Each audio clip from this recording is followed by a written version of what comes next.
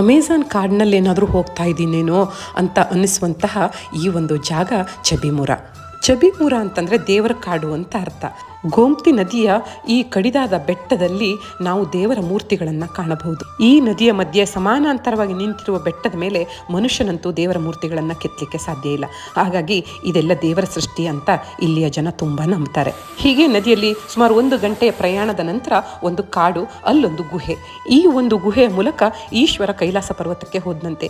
ಎಷ್ಟೋ ಪೈಪ್ಗಳನ್ನೆಲ್ಲ ಹಾಕಿ ನೋಡಿದ್ರು ಕೂಡ ಈ ಗುಹೆ ಎಷ್ಟು ಉದ್ದ ಇದೆ ಅಂತ ಇನ್ನೂ ತನಕ ಕಂಡುಹಿಡಿಯಲಿಕ್ಕೆ ಆಗಲಿಲ್ಲಂತೆ. ಇಲ್ಲೊಂದು ಶಿವಲಿಂಗ. ಇಲ್ಲಿಯೇ ಬೆಟ್ಟದಲ್ಲಿ ನೈಸರ್ಗಿಕವಾಗಿ ಬರ್ತಕ್ಕಂಥ ನೀರನ್ನು ತೆಗೆದು ದೇವರಿಗೊಂದು ಅಭಿಷೇಕ ಮಾಡಿ ಕೃತಾರ್ಥಳಾದೆ. ಈ ಗೋಮತಿ ನದಿಯಿಂದ ಇಲ್ಲಿಗೆ ಬರಲಿಕ್ಕೆ ರಸ್ತೆ ಮಾರ್ಗ ಮಾಡಿದ್ರಂತೆ. ಆದರೆ ಈ ಕಾಡಿನಲ್ಲಿ ಮಳೆಯಿಂದಾಗಿ ಅದೆಲ್ಲ ಹಾಳಾಗ್ಬಿಟ್ಟಿದೆ. ಆದರೂ ಏನೋ ಒಂದು ಸಾಹಸ ಮಾಡ್ದಂಗಾಯ್ತು.